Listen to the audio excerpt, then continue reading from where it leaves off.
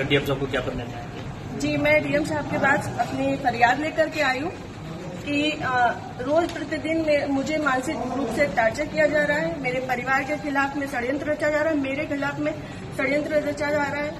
और ये षड्यंत्र के सूत्रधार जो है वो आदरणीय हमारे पूर्व सांसद सुब्रत पाठक जी, जिन्होंने हमारे गेस्ट हाउस को लेकर के हमें ये कहा कि हम भूमाफिया हैं। मैं आप सब लोगों को ये बात को अवगत करा देती हूँ कि हमारी जितनी भी जमीनें हैं 35-40 बीघे से ज्यादा जमीन नहीं, और जिसमें हम मेरे खुद के नाम पे सिर्फ 3 बीघे जमीन है। और 3 बीघे जमीन वाली महिला कैसे भूमाफिया हो सकती है?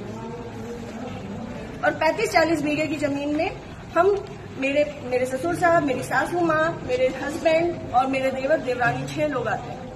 इतनी सी जमीन में कैसे लोग भूमाफिया हो जाते हैं?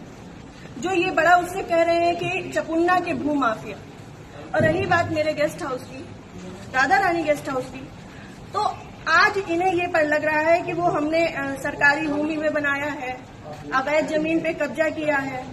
तब क्यों नहीं लग रहा था जब 5 साल से उसी में दावतें खा रहे थे, भारतीय जनता पार्टी की मीटिंगें कर रहे थे, हमारा पैसा खर्च करवा रहे थे, रोज मीटिंगें हो रही थी, तब क्यों नहीं ये आपको लग रहा था? आप पूर्व सांसद के ऊपर एक आरोप लगा रहे हैं। बिल्कुल, आप भी बीजेपी के कार्यकर्ता? मैं बीजेपी की कार्यकर्ता हूँ और बीजेपी में ही काम करती हूँ शुरू से लेके लास्ट तक। जब तक मेरा जीवन मुझे अलाउ करेगा, जब तक ये कन्नौज के नेता मुझे सहज भारतीय जनता पार्टी में रहने देंगे, तब तक मैं भारतीय जनता पार्टी की ही सदस्य हूँ।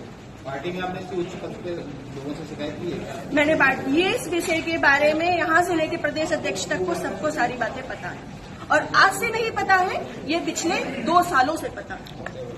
मेरे पिताजी, मेरे ससुर साहब, मेरे हस्बैंड, मेरे हम सब लोगों के लिए हत्या तक का मतलब षड्यंत्र रचा जा चुका है, और विगत के चुनाव के निर्णय के बाद ही रचा गया। पिछली 4 जून को रिजल्ट आया है, पिछली 3 जून को ये हमारे गांव गए थे। हमारे गांव जाकर के इन्होंने, हमारे राइवल्स हैं जो, उनके घर जाकर के इन्होंने 2 घंटे की बैठक रखी जिसमें षड्यंत्र रचा गया।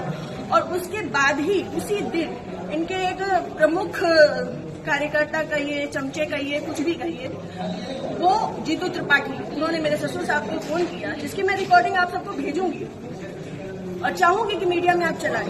उन्होंने मेरे ससुर साहब को धमकी दी कि अगर चपुन्ना चुनाव नहीं जीता तो आपको 4 तारीख के बाद देख लिया जाएगा। उसके बाद से ये सारा षड्यंत्र रचा गया। क्या चुनाव हरवाने में आपका भी श्रेय जाता है? मैं भारतीय जनता पार्टी, जिस तरीके से वो आरोप लगा रहे हैं, क्या वो कुछ भी कहे, वो तो ये भी कह रहे हैं कि भाई नेहा त्रिपाठी ने 20 लाख रुपए ले लिए थे सपा से, वो तो उनका मुंह है, कुछ भी कह सकते हैं। पर मैं भारतीय जनता पार्टी की कार्यकर्ता हूं और सभी लोग सोशल मीडिया जानते हैं, चलाते हैं, सभी लोग मेरी आईडी में देख सकते हैं कि मैंने किस तरीके से काम किया है। मैं सुब्रत पाठक के लिए काम नहीं करती, मैं भारतीय जनता पार्टी के लिए काम करती हूँ। आपने प्रशासन और पुलिस से शिकायत की? जी, मैंने पिछली 25 तारीख को प्रशासन पुलिस से शिकायत की थी, जिसमें सीओजी की टीम गठित है और अभी तक कोई भी पकड़ा नहीं गया। क्या मानती है पुलिस कार्रवाई करना है? संभवतः हो सकता है, क्योंकि जिस हिसाब से अब दिन बीतते जा रहे हैं तो मेरा भी सब्र का पैमाना टूटता जा रहा है, और मुझे, मेरे परिवार को बहुत ज्यादा खतरा है इन लोगों से जो हमारे दुश्मन हैं।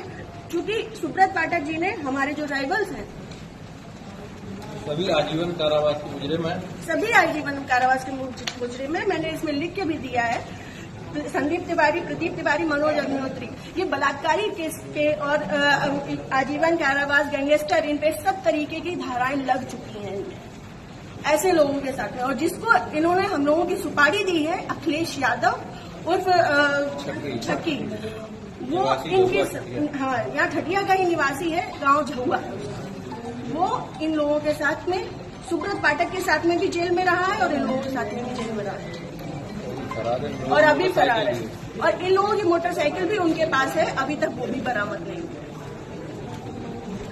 ये लोग सिर्फ मेरा मानसिक, शारीरिक और चारित्रिक शोषण करते आ रहे हैं 2 साल से। मैं 3 साल से मैं बहुत ज्यादा परेशान हो चुकी हूँ।